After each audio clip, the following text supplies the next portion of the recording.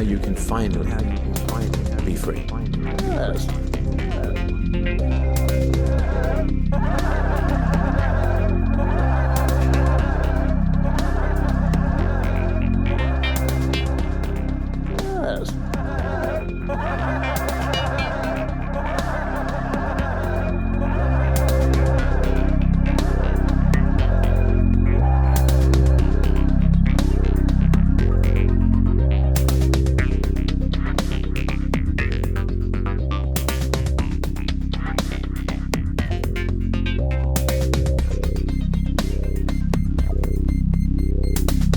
This is the story of your enslavement, how it came to be, and how you can finally be free.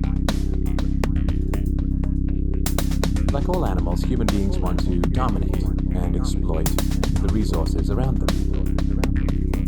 At first, we mostly hunted and fished and ate off the land, but then something magical, terrible, happened to our minds. We became alone among the animals, afraid of death and of future loss. And this was the start of a great tragedy and an even greater possibility. You see, when we become afraid of death, of injury and imprisonment, we become controllable and so valuable in a way that no other resource could ever be. The greatest resource for any human being to control is not natural resources or tools or animals or land, but other human beings. You can frighten an animal because animals are afraid of pain in the moment. But you cannot frighten an animal with the loss of liberty, with torture or imprisonment in the future, because animals have very little sense of tomorrow.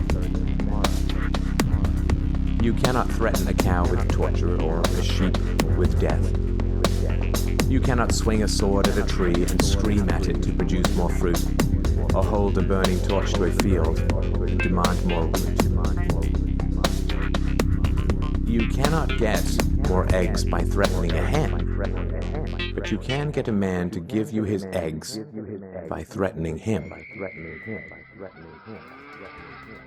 This human farming has been the most profitable and destructive occupation throughout history, and it is now reaching its destructive climax.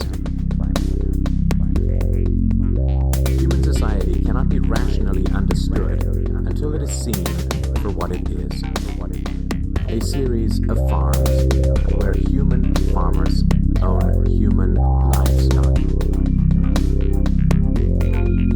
Some people get confused because governments provide healthcare and water, education and roads, and thus imagine that there is some benevolence at work.